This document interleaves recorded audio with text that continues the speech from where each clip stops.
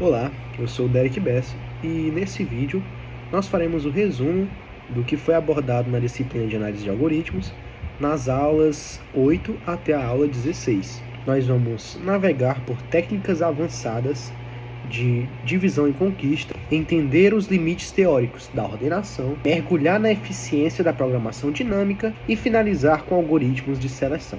O objetivo é identificar o que é realmente essencial em cada técnica e entender como e quando usar, o que elas otimizam, o que e quando usar cada técnica e o que elas otimizam quando se trata de problemas complexos. Vamos começar por divisão e conquista, geometria e multiplicação. Começar pelo par de pontos mais próximos. Bom, com um problema de par de pontos mais próximos, enquanto a força bruta leva tempo quadrático, a divisão e conquista consegue diminuir esse tempo, certo? Esse O de n para n log n. Portanto, o segredo disso tudo está no passo da combinação. Após a gente dividir os pontos em uma linha vertical, resolvemos cada metade e criamos uma faixa central.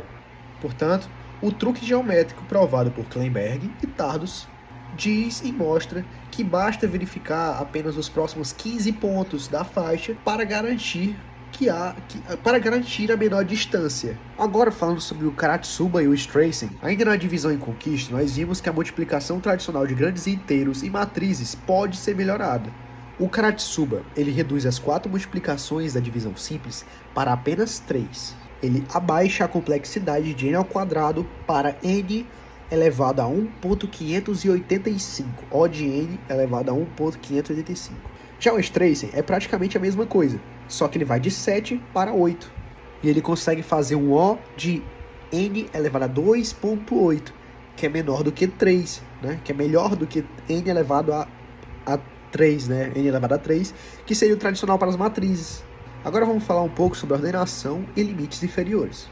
Vamos falar sobre árvores de decisão de limites. Aí eu venho com a pergunta: será que a gente pode ordenar sempre mais rápido? E a resposta é sim. Isso é através da árvore de decisão. Nós provamos que qualquer algoritmo baseado em comparações tem um limite inferior de n log n.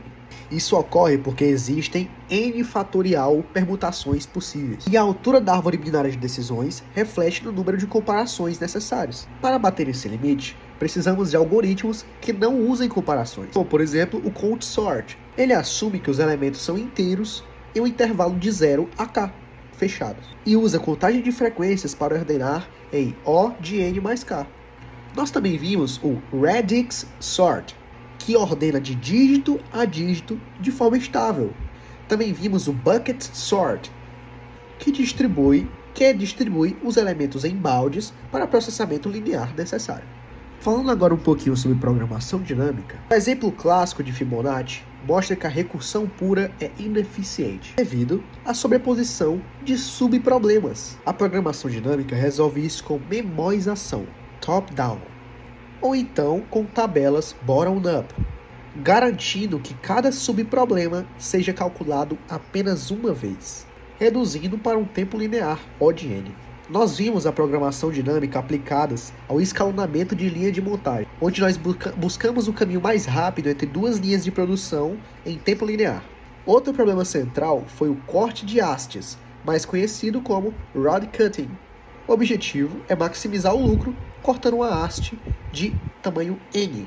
A subestrutura nos permite escolher o primeiro corte e, com base nisso, resolver o resto de forma ótima, transformando o que era exponencial em O de n ao quadrado, justamente com o uso dessas tabelas que eu mencionei. Nós finalizamos com o problema de encontrar o késimo menor elemento.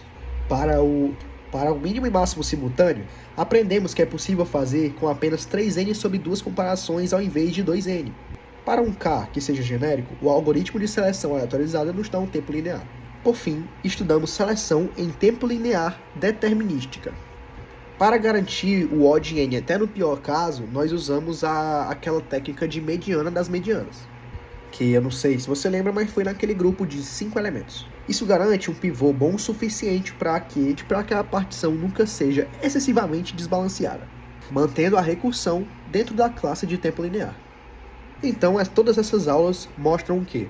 Que a eficiência do algoritmo depende exatamente da escolha técnica correta para a execução e resolução do problema.